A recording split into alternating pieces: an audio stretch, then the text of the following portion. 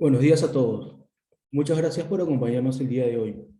Agradecemos la generosa participación de nuestra invitada Helen Irazábal Arana, quien nos expondrá el tema La inteligencia artificial explicada para abogados. A continuación, me permito leer una síntesis curricular. Es doctorada en Derecho, Gobierno, Derecho y Políticas Públicas por la Universidad Autónoma de Madrid. Ha publicado diversos artículos, entre ellos, ¿por qué necesito autorización para hacer hacking ético? Las políticas de privacidad en Internet en contra de la Unión Europea, contra la planificación legislativa europea, el caso de la inteligencia artificial. También procesamiento del lenguaje natural, la singularidad de los textos jurídicos. Asimismo, es profesora para juristas en Ciencias de la Computación y Ciencias de Datos en el CEU IAM Business School, fundador y CEO de Advocatus AI, donde enseña a abogados a programar códigos y algoritmos. Además, es autora de su reciente publicación La inteligencia artificial explicada por abogados, publicado en España. Cedo la palabra a la expositora. Bueno, hola a todos. Vengo a hablar de mi libro, como bien dice la frase, vengo a hablar de mi libro. Entonces, no sé si ya lo conocéis. Consiste en explicar inteligencia artificial para abogados. Sabéis, no sé en Latinoamérica cómo está el asunto, pero aquí al menos en España hay ya unos cuantos libros sobre derecho e inteligencia artificial, pero muy pocos o ninguno explicando inteligencia artificial, que yo creo que es la parte importante, ¿no? Porque al final todos somos juristas y todos entendemos la parte del derecho, pero no entendemos la parte técnica de la inteligencia artificial, que es la que tenemos que conocer para implementarlo en nuestra práctica. ¿Sí? Entonces, os voy a contar, os voy a decir cuál es mi índice, ¿no? Diríamos, y luego me voy a meter, no podemos recorrer todo el libro, lógicamente, pero tres temáticas centrales para que os hagáis una idea en qué consiste y pues al menos os llevéis esa información, ¿no? Para vuestra práctica. Entonces, bueno, para que veáis, este es un poco la portada de mi libro. Bueno, en realidad esto es la portada de la promoción, ¿vale? Pero digamos que la portada del libro es La inteligencia artificial explicada para abogados, que publiqué con la ley el 1 de marzo. Y este es un poco el índice, ¿vale? Pues bueno, como todos los libros lleva una introducción y una conclusión. En la introducción, que vamos a ver ahora en el siguiente diapositiva, explico por qué del libro y el porqué de mi formación en inteligencia artificial, ¿sí? En el segundo capítulo ya me adentro en reconciliación con las matemáticas, que bueno, yo personalmente pues no se me daban nada bien las matemáticas en el colegio y eso fue un problema a la hora de hacer inteligencia artificial ya en la práctica, ¿no? Entonces intuí que podía haber gente igual que yo pasándolo mal con las matemáticas. Entonces, bueno, pues si hay aquí gente que lo ha pasado mal como yo, pues os doy ciertos consejos para poder ir superándolo poco a poco. ¿Por qué es tan difícil innovar en el sector jurídico? ¿No? Aquí pues hago un poco mi opinión, que consiste básicamente en que bueno, siempre echamos la culpa al abogado, ¿no?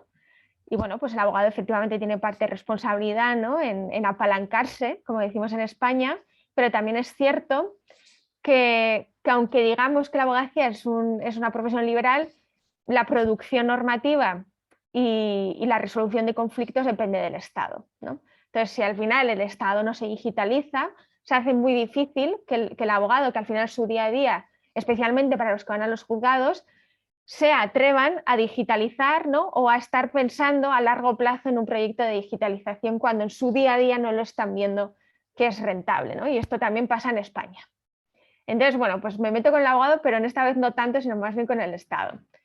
Derecho e ingeniería, ¿vale? Porque en esta parte de por qué es tan difícil en el sector, hago referencia de cuáles son las diferencias también entre ingenieros y abogados, y luego ya en esta segunda parte hago más referencia a todo lo que nos une, ¿sí?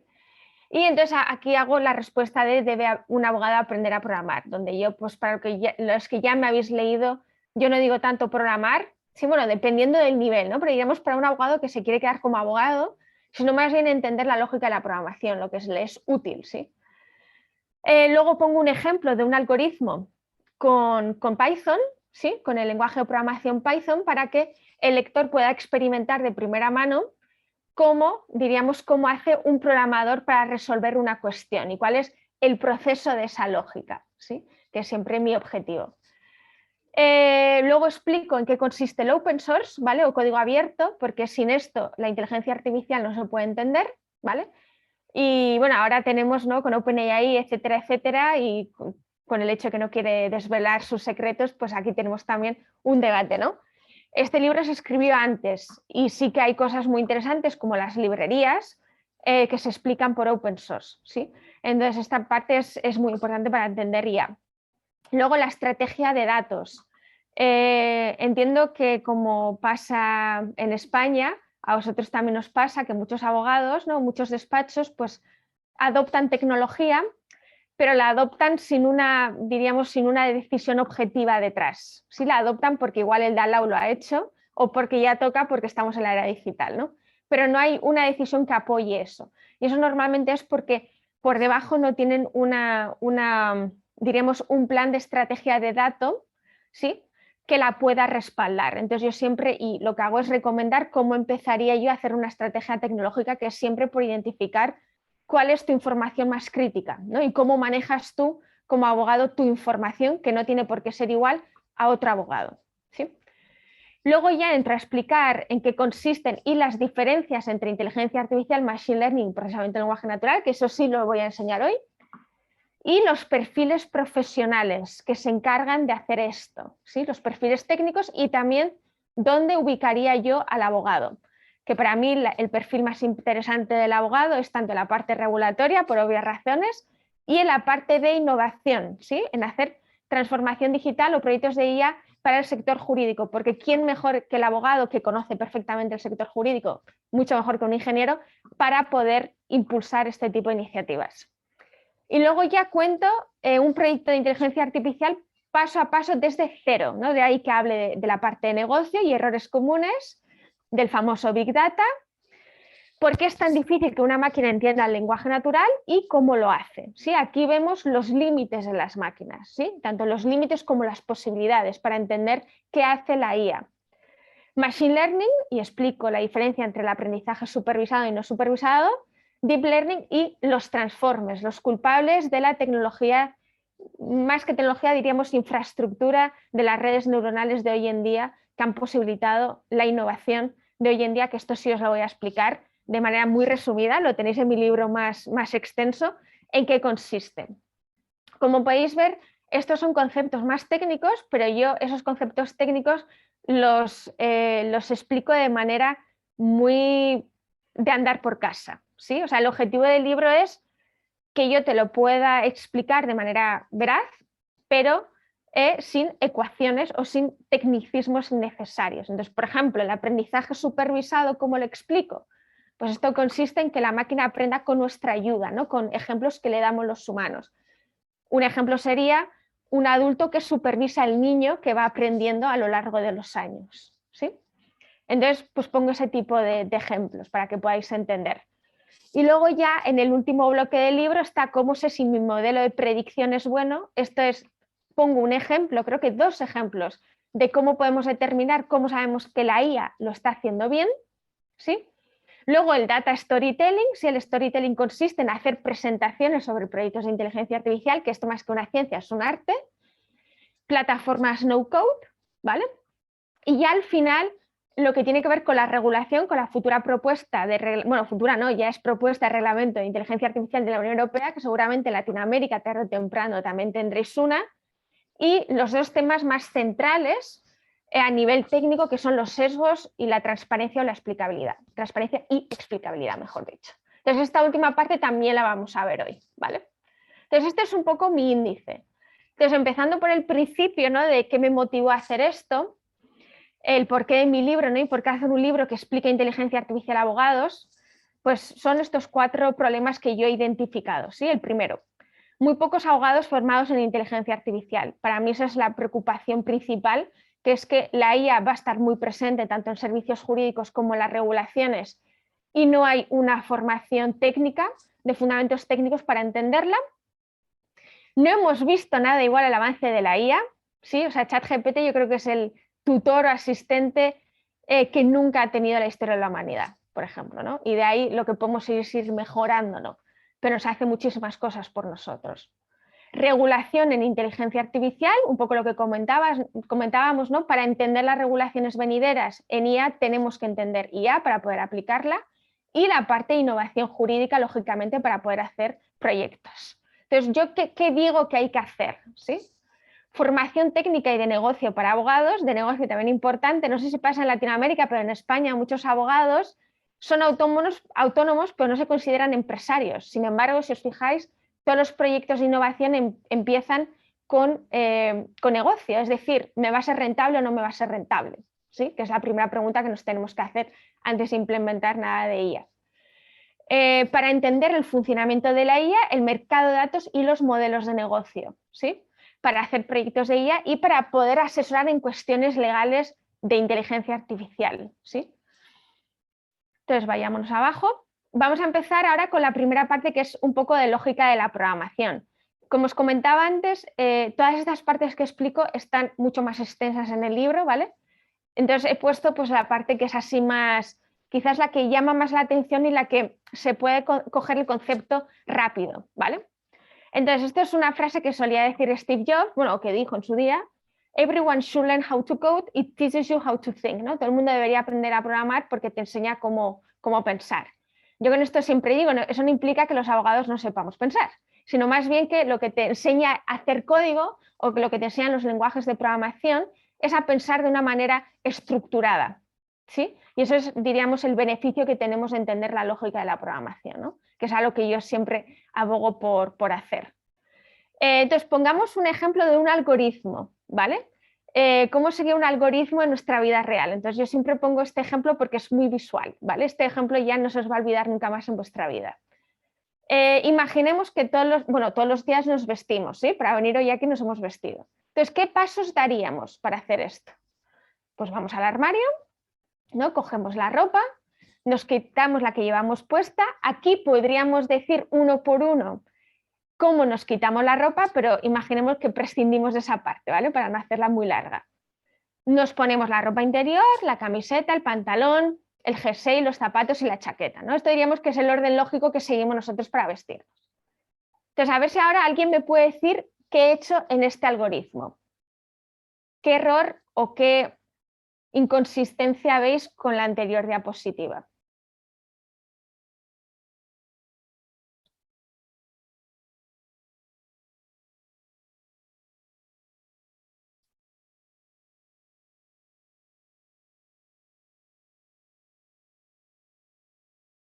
¿Alguien? Sí, no nos ponemos los zapatos antes que el pantalón, Correcto.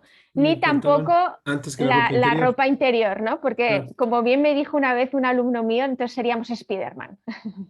Entonces, a no ser que queramos salir como Spiderman a la calle, esto no sería deseable. ¿Qué ha pasado aquí, como tú muy bien apuntabas? Hemos cambiado el orden lógico, ¿no? Nuestro orden lógico ya lo tenemos implícito, que es vestirnos de una determinada manera, ¿no? Para salir a la calle. En este caso lo hemos cambiado. ¿Qué pasaría si esta lógica se alteraría en un ordenador, ¿no? En una máquina? Pues o bien nos puede dar un error o bien un resultado indeseado, ¿no? En nuestro caso, podríamos ir a la calle como Spiderman, pero no sería un resultado deseado, ¿no? Pues funciona un poco igual. Si hay pasos lógicos que le tenemos que decir de manera muy detallada, uno por uno, cómo nos vestimos y en orden, ¿sí? Hay otros casos donde igual el orden, si nos ponemos antes la chaqueta que los zapatos, no importa tanto, entonces pues tampoco importaría tanto. Pero en el resto de casos donde la lógica sí tiene que tener un orden, sí. ¿Sí? Entonces diríamos que el programador tiene que seguir esta lógica a la hora de programar. ¿Sí? De ahí que exista el código, ¿no? Y antes el código, el pseudocódigo, donde ya el programador empieza a plantear su problema y donde lo que hace es, diríamos, por pasos, identificar cómo lo puede hacer. ¿Cuál es la buena noticia? Que con ChatGPT y GPT-4 le podemos pedir que nos resuelva un algoritmo y nos lo hace, o que nos encuentre errores y nos lo hace, o que nos explique un código y nos lo haga. Con lo cual, imaginaros lo que esto supone para el software, ¿sí? Que se hace con lenguajes de programación. Pues una auténtica revolución, porque básicamente hemos pasado de darle órdenes con lenguajes de programación a poder preguntarle a una máquina con el lenguaje español. ¿Sí? Entonces esto amplía las posibilidades de manera infinita. Vale. Entonces, bueno, habéis visto un poco de lógica de programación, ¿sí? Es una manera estructurada de pensar y de hacer las cosas. Vamos a entrar ya en inteligencia artificial, ¿vale? Entonces, la inteligencia artificial toca varias disciplinas. Está la programación, ¿sí? Como las ciencias de la computación, las matemáticas, incluso la física. Puede estar el negocio, la filosofía. Diréis, ¿la filosofía en qué? Pues todo lo que tiene que ver con acercar la inteligencia artificial actual, ¿no? Que es la débil, la llamada débil, con la inteligencia artificial general, la que se quiere equiparar con la inteligencia humana, también es un debate filosófico. Como luego vamos a ver, os voy a explicar pues, qué atributos también hay que tener en cuenta que son puramente filosóficos o del ser humano, ¿no? Más allá de la parte técnica. Y luego, por supuesto, la del derecho, y ahí entramos todos nosotros los abogados. No solo la parte de innovación, que eso igual nos ocupe más a nosotros, más el hecho de la regulación. ¿Cómo regulamos algo como la IA? Porque estamos en una situación histórica donde pues no nos vemos muy preparados para afrontarla, tanto desde el punto de vista del abogado como desde el punto de vista del regulador, ¿sí? Porque es algo muy nuevo y bueno, pues esto requiere de un conocimiento relativamente profundo para poder analizarlo. Vale, voy a poner esto aquí. Vale, ¿por qué la IA ahora? Abaratamiento de tecnología, ¿sí? Acordaros de cuando salió Internet, ¿sí? Pues, ¿quién tenía acceso a Internet, ¿no? Cuando salió? Pues muy poca gente, ¿no? A la cantidad de gente que tiene hoy en día acceso. Y eso podemos trasladarlo a otras tecnologías, ¿no? Que se han hecho generalistas y se han podido utilizar a un público general. Resultados aceptables de IA en la vida real, ¿sí? Es decir, la IA se lleva estudiando desde hace mucho tiempo, pero es desde aquí hasta hace poco que se ha podido implementar en la vida real y que funciona bien, ¿no? O sea, que funciona bien y que da sus frutos, ¿no? Diríamos que es efectiva. Y esto en parte es gracias a la generación masiva de datos, ¿no? Entonces, como hay una cantidad inmensa de datos, pues esto facilita hacer IA. Pues fijaros, ¿no? ChatGPT y GPT-4 pues se entrenaron sobre todo Internet. Si no hubiera existido Internet, pues igual no hubiéramos podido tener ChatGPT-4, ¿no? Sin igual, seguramente no, no hubiéramos podido tenerla. Entonces eso nos lleva a que hoy en día, ¿no? Diríamos la IA más popular, ¿no? Sea el machine learning, ¿sí? Y dentro del machine learning tenemos el deep learning, que es, o las redes neuronales, que es lo que utiliza ChatGPT para aprender, ¿sí? Entonces, ¿qué es el machine learning? Empecemos por el machine learning y luego pasamos al deep learning. Machine learning o aprendizaje automático es una rama de la IA que a través de sus algoritmos permite a la máquina aprender sobre los datos dados. Así veis que aquí todo es aprender sobre datos. Con el uso de estos algoritmos podemos encontrar patrones en cualquier tipo de datos, de ahí que prácticamente se puede aplicar a todo, vídeo, texto, imágenes, etcétera, etcétera, ¿no? Y dentro del machine learning tenemos el deep learning, ¿sí? O redes neuronales o redes profundas. Es una área del aprendizaje automático que ha explosionado en los últimos años y sus algoritmos, a diferencia del machine learning, versan sobre redes neuronales. Lo que pretende es imitar, ¿sí? Diríamos, las redes neuronales humanas para aprender sobre esos datos. De ahí que sea más complejo que el machine learning, ¿no? Yo lo llamo la versión 4.0 y donde podemos aprender cosas tan complicadas como texto, ¿sí? Y ahora entramos en la parte, ¿no? Diríamos, nuestra disciplina, ¿no? La disciplina de la IA que nos afecta a los abogados, que es el procesamiento del lenguaje natural. ¿Y qué es el PLN? Pues fijaros, las máquinas no entienden el lenguaje natural. ¿Cuál es la lógica de las máquinas antes de la explosión de la IA? Binaria, ceros y unos, ¿sí? Y diríamos que los lenguajes de programación, como explico en mi libro, se construyen sobre esa lógica binaria. Por lo tanto, diríamos que la existencia de los lenguajes de programación es para facilitarnos o para ser posible la instrucción a las máquinas. Lo que pasa es que ahora con la IA hemos conseguido un nivel tal óptimo del aprendizaje natural, del lenguaje natural, que podemos darle instrucciones con lenguaje natural. Pero ¿cuál diríamos, por qué existe esta disciplina, ¿no? Pues partiendo de la premisa que las máquinas no entienden el lenguaje natural, tenemos que enseñárselo. De ahí existe el procesamiento del lenguaje natural. Le enseñamos lenguas como el español, el inglés, el japonés, etcétera, etcétera. Tecnologías como ChatGPT son innovaciones de esta rama, ¿sí? Esto es importante. Las aplicaciones de IA que han salido ahora aprenden ¿sí? Aprenden los contextos de las palabras, el texto, etcétera, etcétera, pero no la entienden las palabras como nosotros la entendemos con una conexión en el mundo real, ¿no? Y de ahí que nos pueda mentir, ¿sí? De ahí que nos pueda mentir y de ahí que le haga falta una supervisión humana, ¿sí? Un poco la línea con la que comentábamos. ¿Cuál diríamos que son algunas de las características de la inteligencia humana? Digo algunas porque podríamos estar haciendo una lista durante toda la hora. Pues nosotros nos movemos dentro de un contexto histórico, cultural y social, ¿sí? Y económico también podríamos decir. En el día a día, ¿no? Actuamos, pensamos, imaginamos, intuimos, hablamos con sentido común. Bueno, hay situaciones en las que no, pero diríamos que por lo general es así, etcétera, etcétera. Sí, esto no es la casuística de la IA, ¿sí? Y esto es un poco lo que nos distancia, ¿no? Diríamos, lo que nos distancia. Por eso os decía antes que la inteligencia artificial, una de sus disciplinas es la filosofía, porque si os fijáis, estas características provienen de la filosofía, ¿no? El estudio de estas características provienen de la filosofía. De ahí que también se unan, ¿no? Fijaros, ¿no? Los filósofos tienen futuro en la inteligencia artificial. Entonces, ¿qué ha pasado? ¿Sí? ¿Por qué ha habido tal revolución como con las IAs generativas, ¿no? Pues antes del 2017 diríamos que el procesamiento del lenguaje natural se hacía con un tipo específico. Bueno, había varios, ¿no? Pero había uno, ¿no? Diríamos que se ocupaba de esta tarea, que eran las RNN, ¿sí? Las redes neuronales. Entonces, ¿qué pasaba? Que estas redes neuronales tenían un problema, que es que tenían falta de memoria. Entonces, igual le metíamos 1 millón de textos jurídicos, pues las que antes le hemos metido se le iba olvidando. Entonces, claro, esto a la hora de hacer una conexión del texto con todo el texto era un problema, porque si se le olvidaba, pues no podía hacerlo, ¿no? Con los transformers, que esto fue, ojo, gracias a Google en el 2017, estamos viendo que la innovación es que realmente es súper reciente, ¿sí? Estamos hablando que nada, o sea, unos cuantos años. Gracias a los transformers, ahora cualquier texto que le matamos sí tiene memoria. Y al tener memoria puede conectar todas las palabras entre sí dentro de un texto, dentro de un internet o dentro de lo que sea. ¿Sí? Y esto es lo que da lugar o da pie a que exista el tipo de texto tan coherente que tenemos ahora, ¿no? Que te miente pero te lo dice muy coherentemente, ¿no? Y de ahí que te engañe, ¿no? Porque tiene una coherencia muy grande, como si tratásemos con un humano, ¿no?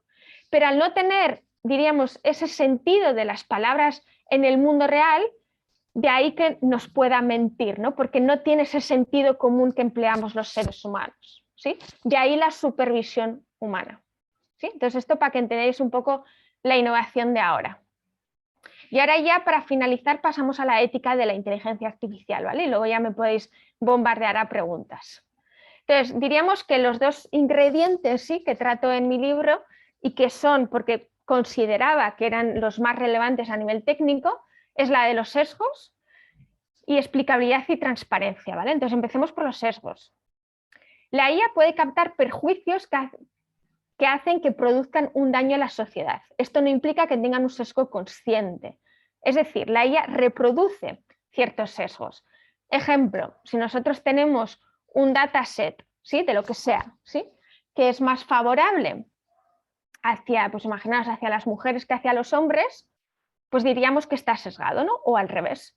Pero eso no lo ha hecho la máquina, ¿sí? Nosotros lo que vamos a hacer es introducirle esos datos ya sesgados a la máquina, ¿sí? Pero no tiene un sesgo consciente, él no piensa voy a estar sesgado, ¿me explico?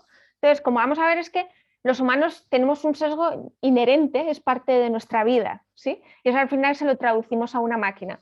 Lo que hay que, diríamos, distinguir es entre aquellos sesgos que son inevitables para el funcionamiento de la IA y los que son totalmente evitables porque producen un daño innecesario, ¿no? Luego tenemos la parte de explicabilidad, hacer accesible e informar a los ciudadanos sobre el funcionamiento de la inteligencia artificial, ¿no? Es como, diríamos, esto, claro, esto va un poco en función de, no es lo mismo un público jurista que un público técnico, ¿sí? Entonces, claro, esta explicabilidad veremos cómo se va desarrollando, ¿no? Y diríamos que la transparencia, muy unida a la explicabilidad, es que se explique, ¿no? O que sepamos qué están haciendo los algoritmos por dentro. ¿Sí? De ahí lo de la transparencia algorítmica.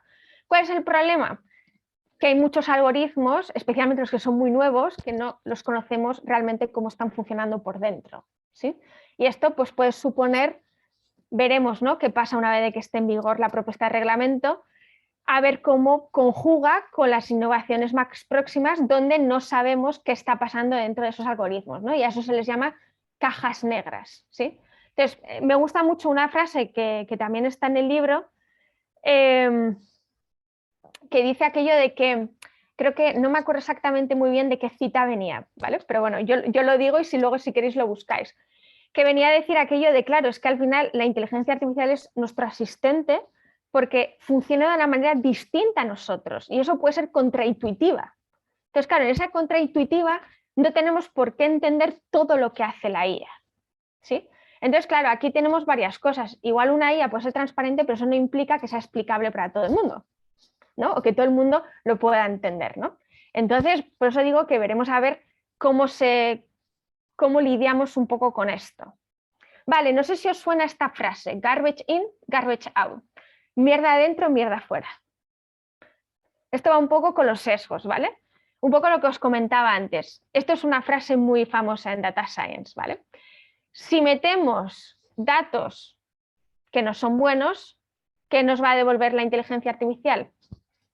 Pues no nos va a hacer milagros, ¿sí? Nos va a dar resultados que tampoco son buenos, ¿sí? Entonces, esto es un poco que ejemplifica, ¿no?, el problema de los datos y, pues, digamos, la calidad de esos datos, ¿no? Luego, claro, luego el tema está cuán factible es mejorarlos, ¿no? Pero este ya es otro debate, ¿sí? Entonces, aparte de sesgos en los datos, ¿vale? Hay varias, ¿vale? No solamente hay estos sesgos que os traigo, pero bueno, para que veáis la diversidad que puede haber. Como hemos dicho, ¿no?, los datos en bruto para entrenar un modelo de Machine Learning, ¿no? Por ejemplo, pues en cualquier escrito, yo que sé, jurídico, ¿no?, una sentencia, un contrato, leyes, pues igual, quién sabe, ¿no?, igual podemos identificar algún tipo de sesgo. En el etiquetado de datos, ¿sí? ¿Esto en qué consiste? El etiquetado de datos es una función que la puede, de hecho, en un proyecto jurídico la desarrollaría un abogado que lo hace a mano. Entonces está operando bajo sus propios criterios. Claro, ¿qué pasa si ese criterio no está del todo bien o no se adecua a la realidad? ¿Sí? Pues aquí tendríamos otro sesgo más que sería humano. Y luego tendríamos el sesgo de confirmación, interpretar el resultado confirmando con una creencia previa, que esto también es muy humano, ¿no? Aceptar opiniones que van, ¿no?, de acuerdo a nuestras creencias. Pues lo mismo puede pasar con una inteligencia artificial, ¿no? Te responde un resultado y tú lo quieres interpretar de tal manera que, por ejemplo, no quieres darte cuenta que el proyecto ha fallado, ¿no?, porque el resultado pues, no está bien. Por ejemplo, ¿sí? Pues ahí tendríamos un sesgo de confirmación. ¿Qué dice la Agencia Española de Protección de Datos? Esto ya para dejaros con una última reflexión. Un modelo de Machine Learning bien diseñado puede producir decisiones comprensibles para todas las partes interesadas relevantes. Yo no sé si lo tengo tan claro. Varios enfoques son posibles para proporcionar explicaciones de las decisiones basadas en IA, y la mayoría de ellas también se pueden aplicar a las decisiones del modelo de Machine Learning. Pero claro, y aquí es un poco por dejaros con la reflexión, pero ¿qué pasaría si el coste de cumplimentar con estas obligaciones, como la de transparencia, fuera mayor que hacer la propia IA? ¿Sí? Entonces, imaginaros que cumplir con todas las condiciones como sesgos, transparencia, especialmente en aquellos casos donde la transparencia no sea tan clara, sea tal que sobrepase el de hacer la propia inteligencia artificial. ¿Sí? Entonces, aquí, por dejaros con una reflexión, ¿no?, que a mí me parece pertinente. Entonces, en definitiva, a los abogados que se dediquen a IA o a innovación no les va a quedar otra que entender la inteligencia artificial. ¿Sí? Entonces, con esta pequeña conclusión acabo.